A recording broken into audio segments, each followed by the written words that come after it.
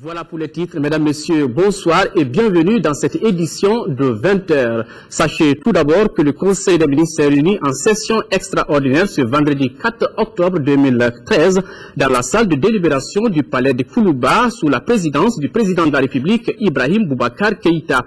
Après examen des points inscrits à l'ordre du jour, le Conseil a adopté des projets de loi. Sur présentation du ministre de la Justice garde des Sceaux, le Conseil des ministres a adopté un projet de loi autorisant le gouvernement à prendre certaines mesures par ordonnance. Par le présent projet de loi, le gouvernement, conformément à l'article 74 de la Constitution, demande à l'Assemblée nationale l'autorisation de prendre par ordonnance des mesures qui sont normalement du domaine de la loi dans la période comprise entre la date d'adoption de la présente loi et l'installation de la nouvelle Assemblée nationale. Cette autorisation concerne les mesures que le gouvernement devra prendre dans les domaines déterminés en vue d'assurer le fonctionnement régulier de l'État. Sur présentation du ministre de l'Économie et des Finances, le Conseil des ministres a adopté le projet de loi de finances 2014. La loi de finances, communément appelée budget d'État, détermine les ressources et les charges de l'État au cours d'une année. À ce titre, elle est l'instrument privilégié de réalisation des objectifs de la politique économique, sociale et culturelle de la nation. Le projet de loi de finances 2014 prévoit et autorise l'ensemble des recettes et des dépenses de l'État et établit les priorités de l'action du gouvernement pour l'année 2014. Il tient compte de la conjoncture internationale, sous-régionale et nationale. La répartition des dépenses par secteur reflète la volonté d'accorder la priorité à l'instauration de la sécurité et de la paix, au fonctionnement de la justice, de la relance économique et au développement humain et au renforcement de la politique de décentralisation. Le projet de budget d'État 2014 se présente ainsi qu'il suit. Au titre des recettes, les recettes se chiffrent à 1518 milliards 116 millions de francs CFA contre 1433 milliards 515 millions de francs CFA dans le budget rectifié 2013, soit une augmentation de 5,90%. Au titre des dépenses, les dépenses prévues s'élèvent à 1559 milliards 440 millions de francs CFA contre 1465 milliards 075 millions de francs CFA dans le budget rectifié 2013, soit une augmentation de 6,44%. Le budget d'État 2014 dégage un déficit prévisionnel de 41 milliards 324 millions de francs CFA contre 31 milliards 560 millions de francs CFA dans le budget rectifié 2013, soit une augmentation de 9 milliards 764 millions de francs CFA. Ce déficit sera financé par les ressources provenant des aides budgétaires extérieures et la mobilisation de l'épargne à travers les titres d'emprunt émis par le Trésor. C'était là le communiqué du Conseil des ministres réuni en session extraordinaire aujourd'hui. Sur un tout autre plan, une délégation du Fonds monétaire, nous revenons d'abord à l'activité du président de la République. Le président de la République a reçu cet après-midi l'émissaire du président équato-guinéen et l'ambassadeur du Ghana en fin de mission au Mali. Le premier donc était porteur des messages du président Obiangema, invitant le président Ibeka à prendre part aux festivités marquant l'indépendance de son pays. Avec le second, il a été question de l'apport des troupes ghanéennes dans la libération des régions du Nord. Nous y reviendrons au cours de ce journal avec notre reporter Mohamed Diarra. Je vous le disais tout à l'heure, une délégation du Fonds monétaire international séjourne depuis une dizaine de jours au Mali. La délégation, conduite par le chef de division adjoint département Afrique, a été reçue en audience cet après-midi par le Premier ministre. A retenu surtout que le Fonds monétaire international accorde un financement de 30 milliards de francs CFA à notre pays. Reportage Garibou Pérou. Cette audience accordée par le Premier ministre à la délégation du Fonds monétaire international marque la fin d'une mission. Une mission signée par le renouvellement du programme du FMI à l'endroit du Mali. Je suis venu rendre compte au Premier ministre des résultats de notre mission. Donc nous avons, avec les services du ministère des Finances, travaillé à un nouveau programme entre le Mali et le Fonds monétaire international. Et ce programme porte sur le budget et en même temps sur des mesures pour améliorer la gestion des finances publiques. Et le message est très bon parce que nous sommes arrivés à un accord presque complet avec les autorités. On a un accord complet sur la loi de finances 2014 qui sera présentée à l'Assemblée nationale lundi prochain. Et nous avons pratiquement fini nos discussions sur les réformes qui vont sous-tendre ce programme. Outre le renouvellement du programme de coopération, les FMI s'engagent à accorder un financement au Mali. À ce programme sera associé un prêt d'un montant d'environ 30 milliards de francs CFA sur 3 ans. Et je dirais assorti à ce prêt, nous allons conseiller le gouvernement tous les 6 mois.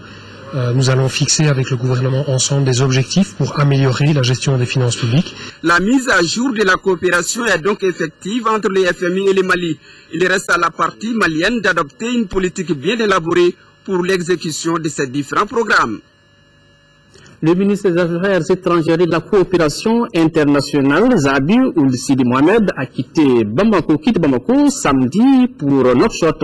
Le ministre Zabi est porteur du message du président de la République, Ibrahim Boubacar Keïta, à son frère et ami, M. Mohamed Ould Abdel Aziz.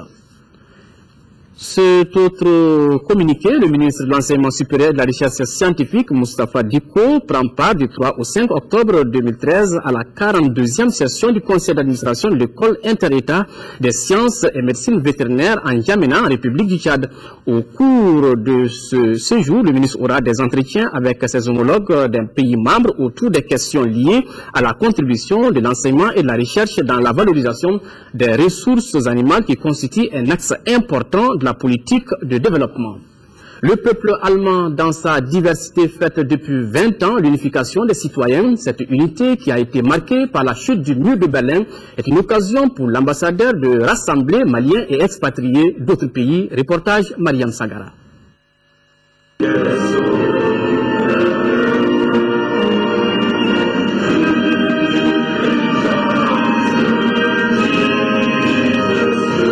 Ce hymne national allemand résume dans son ensemble l'unification de ce peuple qui a tant souffert dans la division après-guerre. Aujourd'hui, d'une seule voix, partout où ils se trouvent dans le monde entier, ils chantent leur retrouvaille des 20 ans. L'ambassadeur, avec enthousiasme, a souhaité la fin de la crise malienne et l'unité de la nation qui pointe avec la réconciliation nationale. S'inspirant de l'exemple allemand, l'ambassadeur a prêché la cohésion et l'entente entre Maliens. Le 3 octobre est donc pour nous une occasion de nous pencher avec joie sur ce que nous avons réalisé jusqu'aujourd'hui. Il y a un an, ici à Bamako, cet souvenir était troublé par les épreuves que subissait le peuple malien depuis le début de 2012.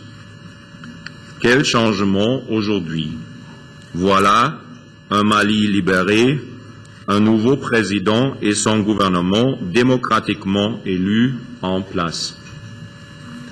Mais, comme le dit le poète allemand Bertolt Brecht, et je cite, « Les défis des montagnes finalement derrière nous.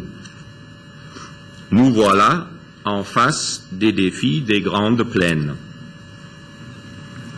À juste titre, le président Keïta a identifié la réconciliation dans et avec le Nord comme priorité des priorités pour arriver à une vraie paix et développement social et économique durable. Le diplomate allemand a souhaité aux Maliens l'unité, la justice, la liberté et la paix dans un Mali souverain. Les événements des dernières semaines ont montré que beaucoup reste à achever. Il faut surtout faire tout effort pour surmonter une méfiance forte et évidente dans le peuple et la politique malienne.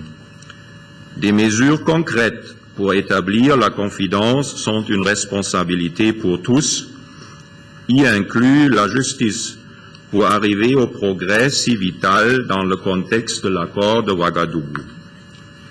Évidemment, le respect de tous vis-à-vis des institutions de l'État dans toutes les régions du Mali est également indispensable. Il entend participer avec l'appui de son pays à cette entreprise de reconstruction et de stabilité au Mali. L'hôpital de campagne médico-chirurgical du Maroc installé au stade de Modibo Keïta de Bamako est opérationnel depuis le 17 septembre dernier et c'est un véritable ouf de soulagement pour les patients qui saluent aujourd'hui la bonne organisation qu'il y a autour de cette initiative à Damakojo. Fini les désordres et les débordements à l'hôpital des campagnes médico-chirurgicales du Maroc installé au stade Modibo Keïta à Bamako. Grâce à l'étroite collaboration entre les agents de sécurité et de santé, le service est devenu plus fluide. Pour faciliter l'accès à l'intérieur du centre où les hommes du médecin-colonel Bait Abdelouad sont en pied d'œuvre pour la prise en charge gratuite, le patient doit d'abord se faire enregistrer pour avoir le ticket d'entrée.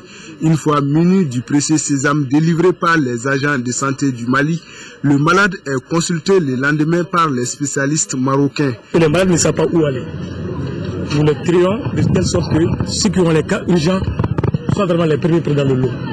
Parce qu'il y a les malades qui viennent qui n'ont que de simples pathologies qui peuvent traiter ici, comme l'ulcère, les céphalées et le palu, qui n'est pas connu dans ces pays maghrébiens, mais bien connu chez nous, qui peut être bien traité ici. Donc ces malades-là, on les met de côté et on donne la priorité aux personnes âgées et aux malades gravataires, les malades qui ont fait tellement d'hôpitaux qui ne sont pas vraiment satisfaits de leurs soins, donc on essaie de les mettre dans le rang. Le système de consultation du lendemain de l'acquisition du ticket ne concerne pas les enfants. Ces derniers sont reçus le même jour d'obtention du ticket par le pédiatre marocain. La nouvelle organisation facilite l'accès des patients au centre. Avant qu'on ne commence à faire enregistrer les patients, je venais ici à 2h, 4h du matin, dans l'espoir de me faire consulter, mais en vain. Maintenant, les agents nous ont informé que chaque patient doit se faire enregistrer. J'ai fait une semaine ici sous l'arbre. J'y passais la nuit comme le jour. Chaque fois que mon tour arrive, cela coïncide avec la fin des travaux. Hier, j'ai été prise en charge gratuitement. Aujourd'hui, je suis arrivée au centre pour répondre à un autre rendez-vous du médecin. Pour ne pas se soumettre aux différentes procédures d'accès au centre, certains malades proposent un pot de vin aux organisateurs. Un comportement déploré par le médecin généraliste. C'est là que le problème de Bablesse. Ils sont la priorité, ils sont là pour ça.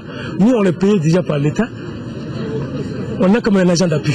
Moi, il ne faut pas qu'ils viennent nous corrompre avec ces petites sommes et après aller dire que nous sommes faits pour ça, c'est pas bien. Moi, j'ai refusé beaucoup de sommes ici. Pour le médecin colonel, la mission se déroule normalement. Il salue la bonne collaboration existant entre tous les acteurs. Dans les hôpitaux du monde, il y a toujours un afflux de malades. Il y a beaucoup de spécialités et malgré tout ça, allez voir même dans vos hôpitaux, vous aurez des gens qui ont des rendez-vous sur un registre. En pratique, prenez par exemple un bloc opératoire qui va opérer des malades. On ne peut pas opérer tous les malades à la fois. On peut opérer 2 ou 3 malades par salle, tout en respectant bien sûr les règles de la l'asepsie, tout en respectant la sécurité. Il y a un afflux certes, mais il y a une organisation de telle sorte que les gens sont satisfaits. Pour parfaire l'organisation, certains malades proposent la numérotation de tous les tickets d'entrée. L'installation de l'hôpital de campagne médico-chirurgicale est une opportunité pour certains de fructifier leurs affaires commerciales. Je vous le disais à l'instant, le président de la République a reçu cet après-midi l'émissaire du président équato-guinéen et l'ambassadeur du Ghana en fin de mission dans notre pays. Le premier était porteur des messages du président Obiang Nguema invitant le président Ibeka à prendre part aux festivités marquant l'indépendance de son pays. Avec le second, il a été question de l'apport des troupes ghanéennes dans la libération des régions du Nord. Mohamed Diarra. Le président équato-guinéen Obiang Nguema sollicite la présence de son homologue Ibrahim Boubacar Keïta aux festivités marquant le 45e anniversaire de son pays, prévu les 11 et 12 octobre. Une invitation contenue dans un message remis au chef de l'État par le ministre équato-guinéen chargé du travail et de la sécurité sociale. C'est un geste qui devra contribuer au raffermissement des relations bilatérales entre Bamako et Malabo. Étant donné que c'est un frère africain, on ne fait pas la fête tout seul. Il faut toujours être entouré de la famille et des frères. Et le président de la République du Mali m'a exprimé les bonnes relations d'entente qui existent entre lui et son frère le président Obiang Nguema. La dernière audience est celle que le président Ibeka a accordée à l'ambassadeur du Ghana en fin de mission au Mali. Le diplomate ghanéen a remercié son interlocuteur pour l'hospitalité légendaire dont il a bénéficié durant son séjour au Mali. Les deux personnalités ont aussi parlé des derniers événements que le Mali a connus. Let me be very frank that les événements de 2012 nous ont trouvés ici au Mali. Le Mali a pu donc sortir de cette crise dont vous faites allusion. Et le Mali a pu recouvrer l'intégrité de son territoire et organiser des élections libres, justes et équitables. Donc le Ghana a fait partie donc, de ce combat que le Mali a mené. Donc nous sommes fiers d'avoir été aux côtés du Mali pendant ces moments difficiles et nous sommes aussi fiers donc, des résultats que le Mali a obtenus et au niveau donc, de la communauté internationale. Deux audiences, un dénominateur commun, la volonté affichée des personnalités reçues à appuyer le Mali dans son processus de stabilisation. Fin ce matin des travaux du séminaire de formation en gestion de situations post-conflit organisé par l'école de maintien de la paix à l'Union Blondembey avec l'accompagnement du programme d'appui aux collectivités territoriales Pacte GIZ. Le séminaire a regroupé une vingtaine de stagiaires. Reportage Nando Dambélé. Ils sont exactement 26 stagiaires issus de différentes structures de la société civile à subir ce stage. Nous venons de quelques structures de la société civile qui interviennent sur le terrain pour la résolution de conflits. Loin d'être le dernier, ce stage qui vient de s'achever est bien sûr le point de départ d'un processus qui va contribuer à instaurer le dialogue intercommunautaire. Pour mener ce dialogue, l'école a jugé nécessaire que les acteurs doivent être outillés, comprendre les conflits, les analyser avant d'aller parler avec les victimes sur le terrain. Les stagiaires ainsi formés, les tout premiers du genre, vont constituer désormais un réseau sur lequel pourrait compter l'école de maintien Alun Blondembey et ses partenaires pour cultiver la paix. Les cours que nous dispensons ici s'adressent à une certaine élite. Notre mission, c'est une mission partagée. Une mission partagée pour la réconciliation, pour la paix et la reconstruction de ce pays. La direction de l'école ne cache pas sa satisfaction d'être associée à l'évaluation des résultats de ces stages. Je suis très heureux d'apprendre que le pacte va nous associer à ce processus d'évaluation, parce qu'il ne sert à rien de donner des rudiments de formation, des outils, lorsqu'on ne met pas en œuvre un processus d'évaluation qui permettent d'améliorer l'enseignement qui a été dispensé. Chaque stagiaire a pour mission de restituer la formation au sein de sa communauté. Sur le continent africain, l'actualité nous conduit au Nigeria avec le crash d'un avion. Nous irons en Libye, nous parlerons aussi de la réunion des ministres des Finances de la zone franc qui se tient à Paris et nous terminerons par la Gambie. Mais voyons d'abord cet accident d'avion au Nigeria.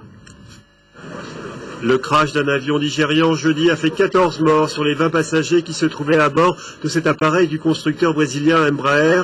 L'avion appartenant à la compagnie charter Nigerian Associated Airlines s'est écrasé peu après son décollage de l'aéroport international de Lagos.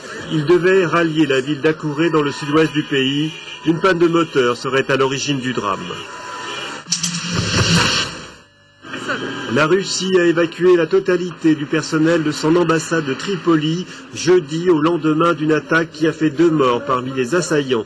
Cette attaque aurait été menée en représailles à l'assassinat dans la capitale d'un officier de l'armée libyenne par une femme russe dans des circonstances encore non élucidées. Plusieurs chancelleries ont été l'objet d'attentats ces derniers mois en Libye.